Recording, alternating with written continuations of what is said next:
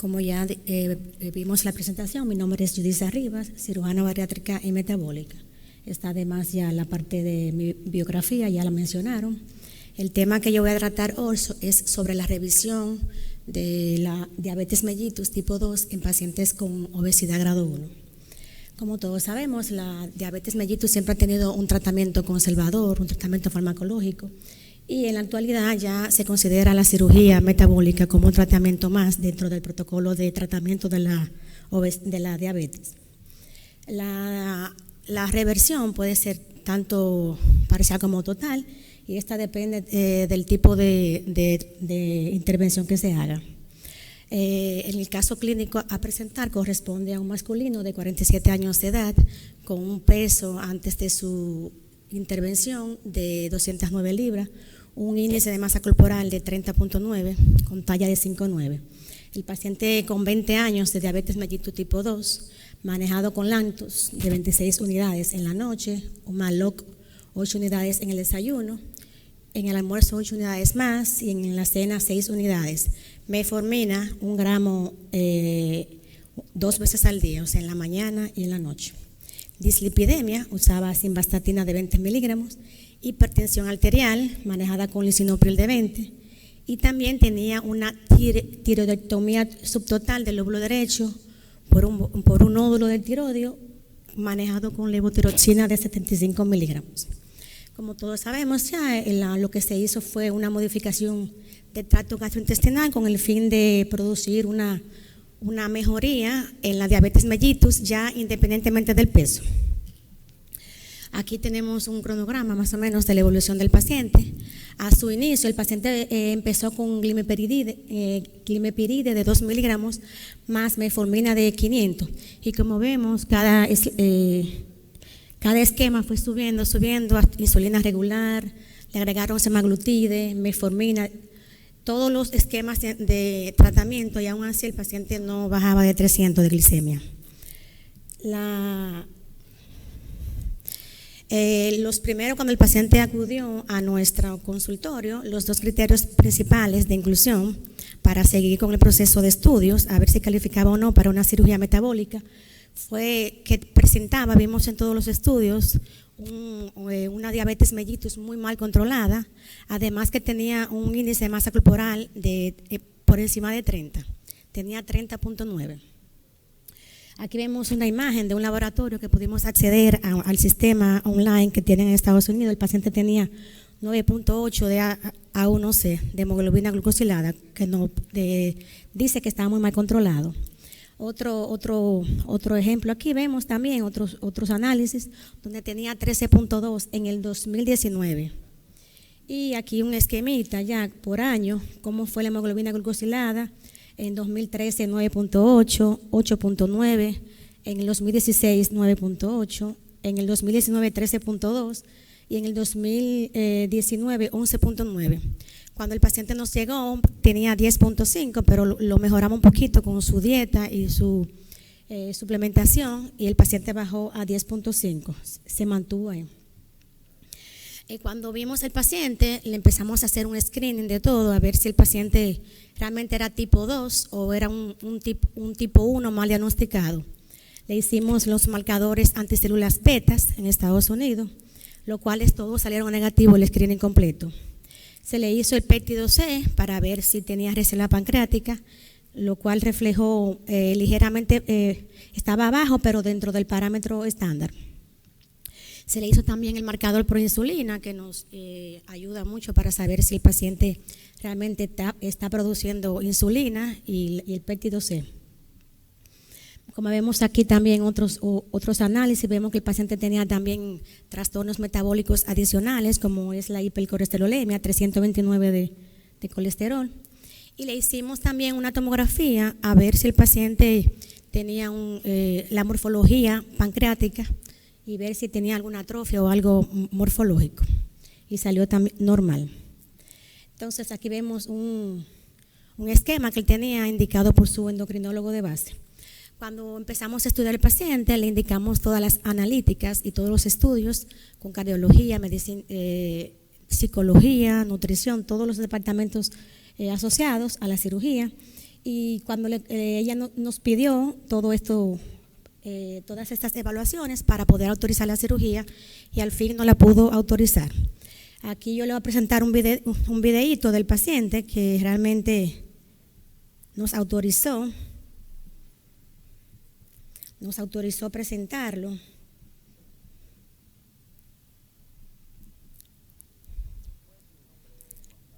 No me sale. Ayúdeme aquí, por favor.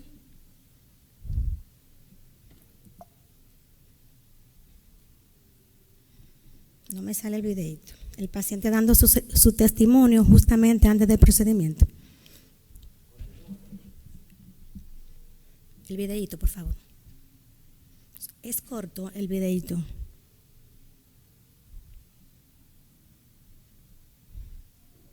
Bueno, seguimos entonces. El paciente en el postquirúrgico presenta su primera glicemia. Lo entramos con 350 de glicemia, que es lo que más pudimos bajarle. Presentó una glicemia de 172 con líquidos, con su dieta líquida. Luego, eso fue a las 4 de la tarde. A las 9 de la noche le hicimos otro, que tenía 144.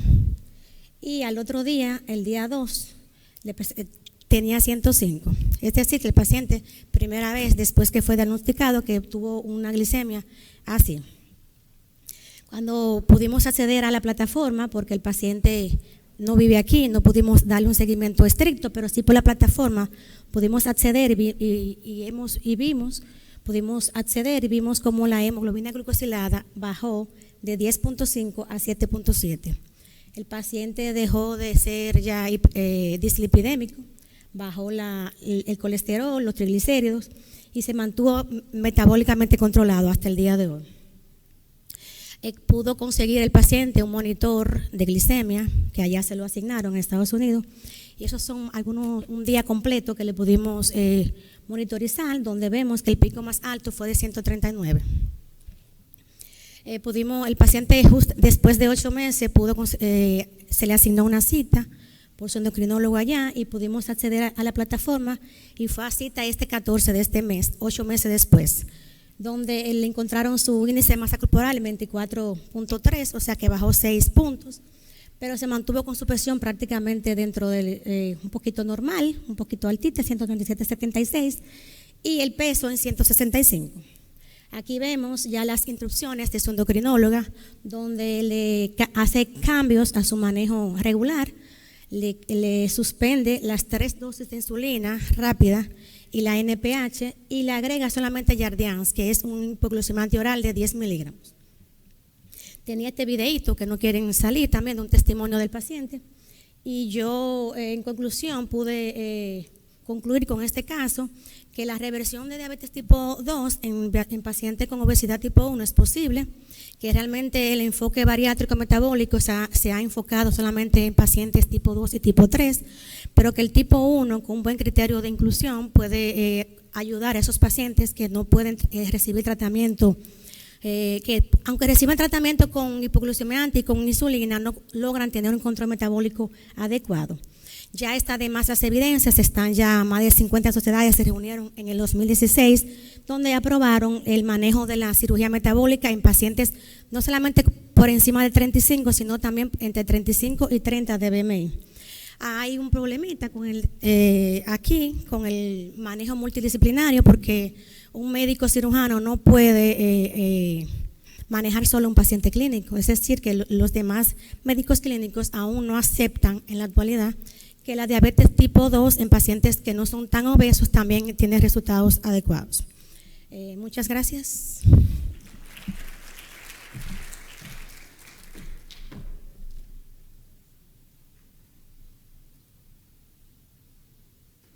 Doctora Thelma Encarnación, egresada como cirujana general y laparoscópica del Hospital Universitario Docente Central de las Fuerzas Armadas.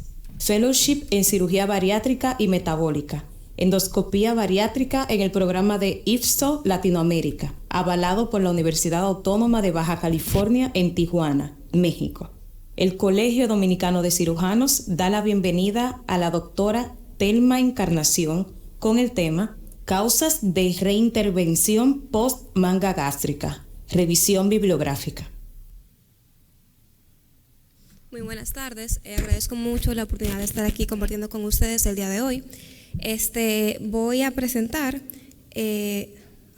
primeramente me voy a presentar a mí. Soy la doctora Telma Isabel Encarnación Santana, egresada como doctora en medicina de INTEC, egresada como cirujana general y laparoscópica del Hospital Docente Universitario de las Fuerzas Armadas, con aval de la Universidad Autónoma de Santo Domingo, y realicé mi fellowship en cirugía bariátrica y metabólica, con endoscopía bariátrica y manejo avanzado de complicaciones endoscópicas de cirugía bariátrica en el fellowship de IPSO Latinoamérica en la ciudad de Tijuana, Baja California, México. Esto es un breve resumen. Casos realizados durante mi fellowship, que entre procedimientos laparoscópicos y endoscópicos son aproximadamente 250 casos. Entonces, mi tema, casos de reintervención post-manga gástrica, es una revisión de literatura. Entonces, me estoy perdiendo con eso, para iniciar una breve introducción de cómo se posiciona la manga gástrica en el día de hoy como cirugía metabólica. Tenemos que la manga gástrica hoy en día es la cirugía metabólica más realizada. Esto es un survey que hizo IPSO Mundial, publicado en el 2021, donde se observa que la manga gástrica ha ido en aumento para hoy en día ser la cirugía más realizada.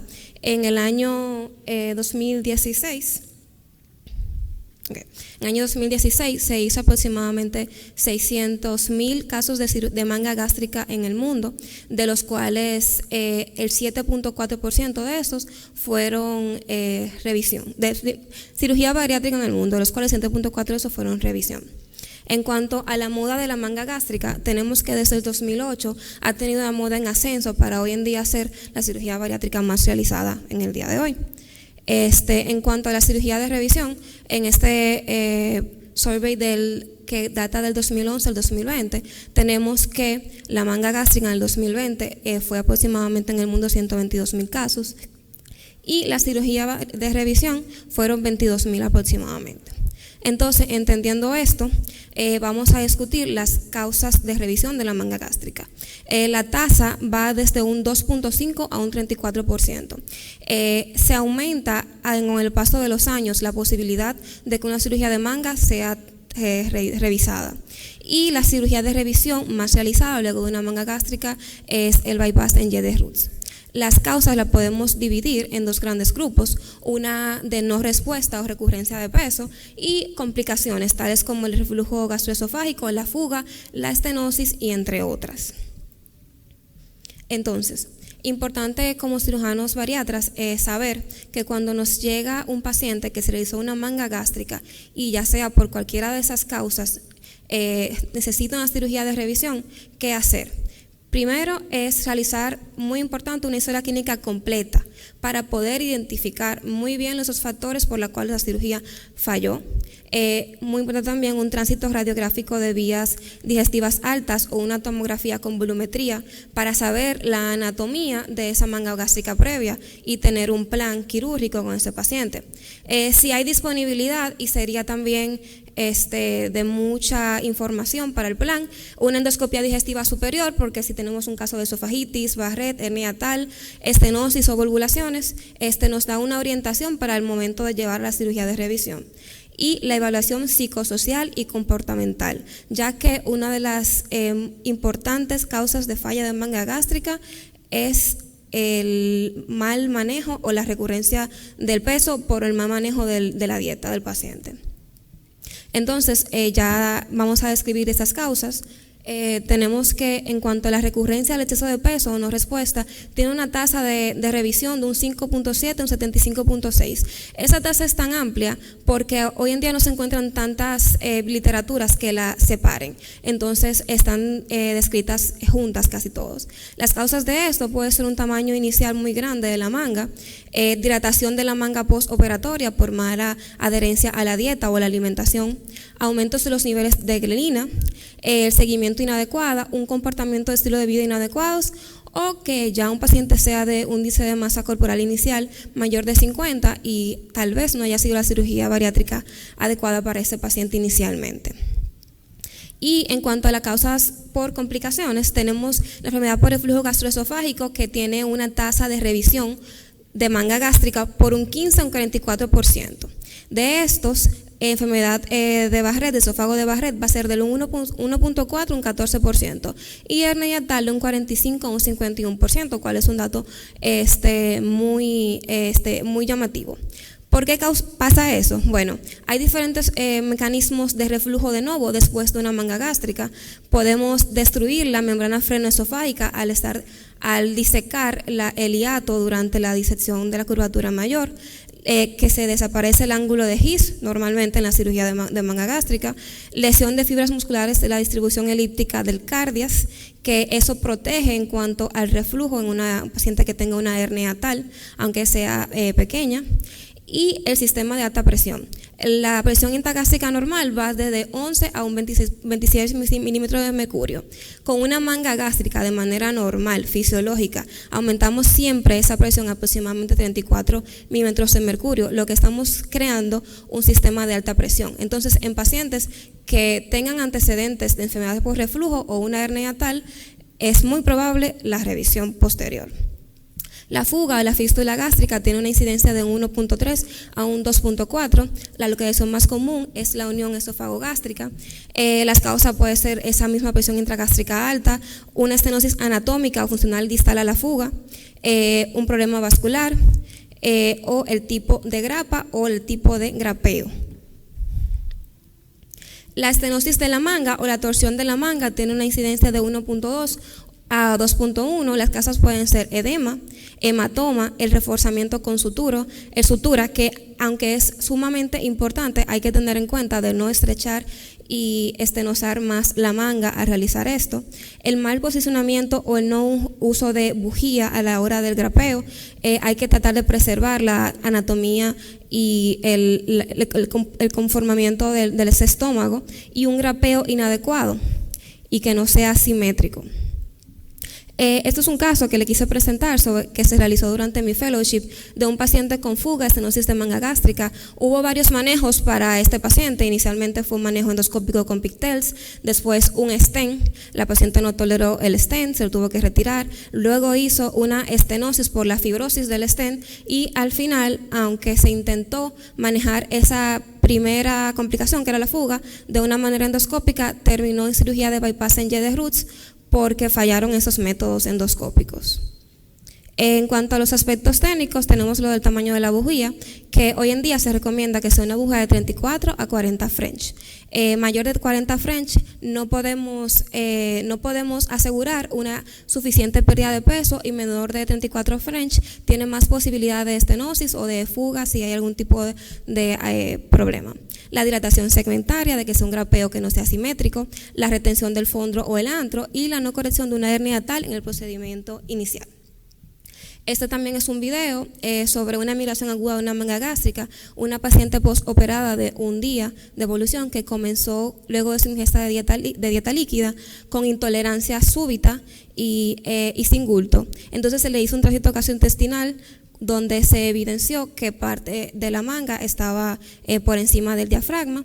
Este paciente hubo que cerrar el hiato, pero también se decidió por el tamaño de la hernia realizarle un bypass en Y. Este es otro caso de un fallo de una manga, un paciente postquirúrgico de 5 años de evolución que llegó a la consulta diciendo de que luego de su cirugía inicial solamente perdió aproximadamente 20 libras y era un paciente de aproximadamente 300 libras. Cuando le hacemos el tránsito también vemos un estómago, una manga muy dilatada, y lo llevamos a quirófano, y en su procedimiento inicial solamente le habían retirado parte del fondo y cuerpo, no le habían retirado el antro. Entonces ahí fue su causa de poca pérdida de peso o inadecuada pérdida de peso, y también tenía síntomas de reflujo gastroesofágico por el antro retenido.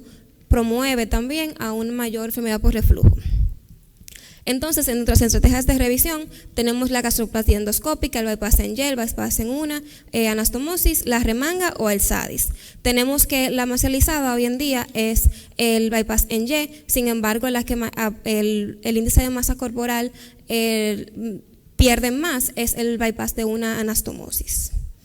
Estas son una experiencia durante mi fellowship, aproximadamente 1.868 casos, que el 85% eran cirugía bariátrica, el 80% eran manga gástrica. En cuanto a la revisión, fueron aproximadamente el 3%. Entonces, esas causas de revisión observadas durante mi fellowship, la mayoría fue recurrencia de exceso de peso y enfermedad por reflujo gastroesofágico. Y como procedimiento más frecuentemente utilizado en estos pacientes fue el passenger de Roots. En conclusión, ya que sabemos que la manga gástrica es la cirugía bariátrica más realizada hoy en día, tenemos que conocer y entender las causas y factores de riesgo por la cual se requiere revisión, que van a incluir seleccionar adecuadamente al paciente, estandarización de la técnica quirúrgica y un seguimiento estricto. Esto va a permitir una disminución del número de revisiones de este tipo de técnicas quirúrgicas. Muchas gracias.